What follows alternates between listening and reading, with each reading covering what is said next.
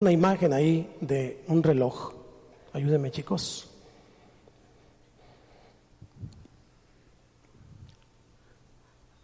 Al centro tenemos Hebreos 11, que ya le dejé de tarea, y hay algunas citas bíblicas ahí. La vamos a subir a la página para que usted la pueda tener, la pueda bajar. Después, cuando nosotros llegamos al camino del Señor, tenemos que comprender que Dios nos llama, Él nos ama y por su gracia y misericordia nos añade a la familia de la fe. Somos familia y esa familia tiene que ver con fe. Lo único que nos une es eso, la fe. Un mismo Señor, un mismo Espíritu, un mismo bautismo, una misma fe. Nos une eso, nos hace familia. Pero inmediatamente el Señor nos da una armadura. Y en esa armadura Dios incluye un escudo. Ahí en Efesios 6:16 dice, sobre todo, me encanta esta proporción, porque aunque nos da un calzado del apresto del Evangelio, nos da una espada del Espíritu y nos da un yelmo de la salvación, Él dice, sobre todo, tomen el escudo de la fe. Tomad el escudo de la fe, con que podáis apagar todos los dardos de fuego del enemigo. No dice por si acaso. No dice por si acaso. Significa que los dardos de fuego del enemigo vendrán. El apóstol Pablo usa esta figura porque el ejército romano lo que hacía era acercarse y se enconchaba. Y cuando se enconchaba, esa formación romana levantaban los escudos. De tal manera que cuando los arqueros enemigos lanzaban las flechas con fuego, rebotaban, porque se unían, estaban juntos y al levantar todos su escudo, entonces eran como algo blindado, algo sellado. Unos levantaban el escudo y los que estaban a los costados los ponían en los flancos, unos al frente, otros atrás y otros a los lados. Quedaba como un cajón. Así que hacían el disparo, lanzaban el dardo de fuego, no caía y entonces después de que no les daban, ellos avanzaban. Es la única manera de poder avanzar en la vida cristiana.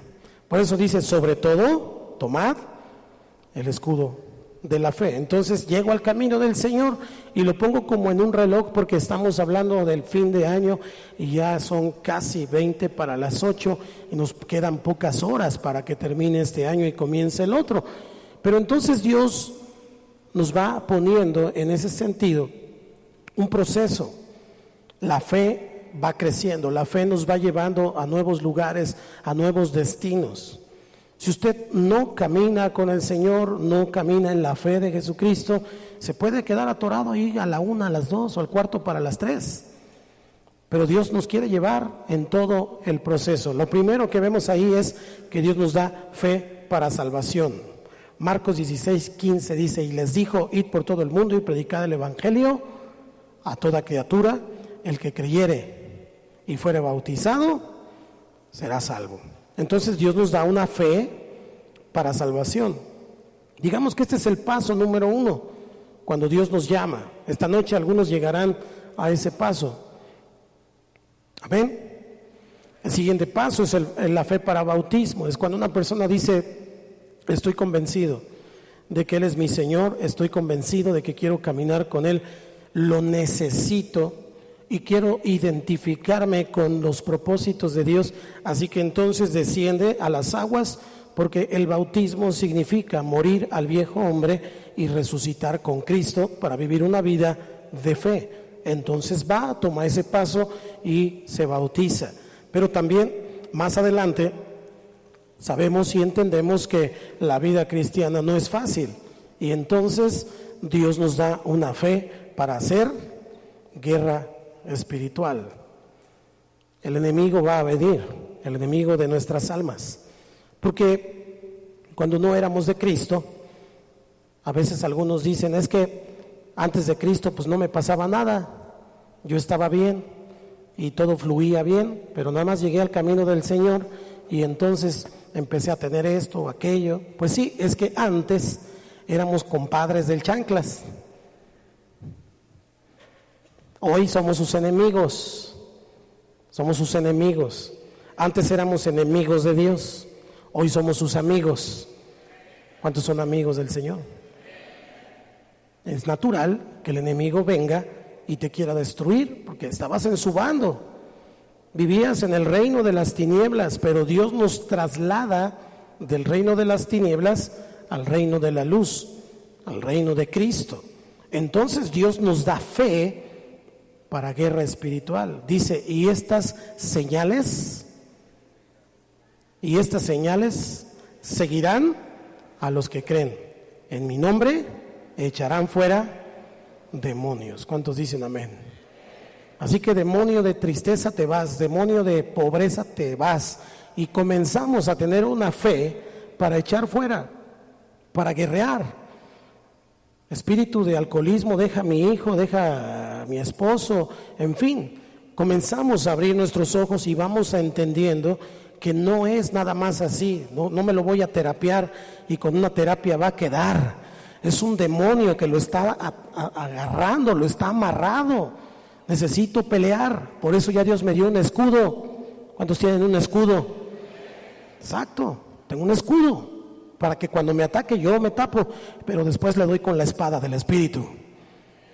Fe para guerra espiritual, fe para hablar nuevas lenguas. Estoy hablando de un proceso en el que el Señor nos va llevando, y ahí dice, hablarán nuevas lenguas, en la segunda parte del versículo mismo. Pero también en el siguiente punto, Dios nos da fe para entender y recibir los dones que el Espíritu Santo nos provee a cada uno de nosotros. En Gálatas, por ejemplo, el apóstol Pablo dice, ¿recibiste el Espíritu por las obras de la ley o por el oír con fe? Y luego reclama a los Gálatas y les dice, tan necios sois, habiendo comenzado por el Espíritu, ahora vais a acabar por la carne. Y luego en Primera de Corintios, el mismo apóstol da una definición de todos los dones que el Señor da a su iglesia, a su pueblo de fe. Dice, hay diversidad de dones, pero el Espíritu es el mismo, y hay diversidad de ministerios, pero el Señor es el mismo, y hay diversidad de operaciones, pero Dios, que hace todas las cosas en todos, es el mismo. Pero a cada uno les dada la manifestación del Espíritu para provecho. Así que si se fija, llegamos al Señor y vamos caminando con el Señor, y entonces vamos pasando por diferentes etapas de la fe. Cada una de esta etapa tiene precisamente una relación estrecha, directa, con una comunión con el Señor. Si no tengo una comunión con Dios, entonces no puedo ver ninguna de estas etapas. Dice Hebreos que sin fe es imposible agradar a Dios. Imposible significa que no hay manera. Ahora, aquí hay otros 3 puntos que quiero detenerme un poquito. Fe para buenas obras. Ahí en Efesios, como dice Efesios 2:10, porque somos hechura suya, creados en Cristo Jesús para buenas obras, las cuales Dios preparó de antemano para que anduviésemos en ellas. Fe para buenas obras. Dios nos da fe. La palabra viene del griego ergón. Buenas obras viene del griego ergón, que significa ocupación, misión y acción. Ojo con eso. Dios nos da fe para ocuparnos, para cumplir su misión y para accionar en lo que Él quiere hacer. Dios entonces nos dejó ocupaciones, Dios nos dejó trabajos, dice ahí que fueron preparados de antemano. O sea, Dios no está inventando tu destino de hoy para mañana. Dios tiene un plan perfecto y definido para ti, para tu vida y para tus generaciones. Dios ve el final desde el principio, y Dios dice que nos da fe para que podamos andar en esas acciones, en esas buenas obras que ya estaban preparadas. Hay cosas buenas que tú tienes que hacer, que yo tengo que hacer, pero no las puedo hacer si no tengo fe. No puedo ayudar a nadie si no puedo ayudarme a mí primero. No puedo bendecir a nadie si no puedo creer que yo puedo ser bendecido primero. Así que necesitamos fe para buenas obras. El siguiente punto es fe para andar. Fe para andar. La Biblia dice en 2 de Corintios 5:7 que andamos, que por fe andamos, no por vista. Y ese es el punto. Necesitamos entender este asunto. Hebreos 11:29 dice también que pasaron el mar en seco. Cuando ellos iban a pasar, que iban a salir de Egipto, pasaron el mar en seco. Y eso es algo sobrenatural, algo que solamente podía ser posible a través de la fe. Y nosotros tenemos que entender que para poder seguir avanzando en este tiempo, en medio de todas estas circunstancias y de este panorama tan complicado, necesitamos creer en lo sobrenatural de Dios, pero solamente por fe. ¿Cuántos dicen amén? Ahora, lo sobrenatural no es solamente para volverle la vida a Lázaro, Lo sobrenatural de Dios tiene que ver con cosas tan cotidianas de nuestra vida, el día a día. Solamente tienes que orar con fe y preguntarle al Señor: ¿dónde dejaste esto? ¿Dónde está aquel? ¿Qué está haciendo el otro? Y entonces, si tú le crees, Dios te muestra. Dios es sobrenatural. Como 3 amenes. Dios es sobrenatural.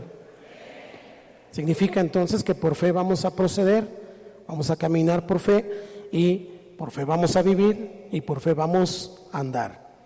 Una prueba de capacidad tiene que ver con esta palabra que viene del griego peribateo, que significa proceder, vivir y tener una capacidad de prueba. Eso significa. Dile al que está a tu lado: yo no ando por vista, ando por fe.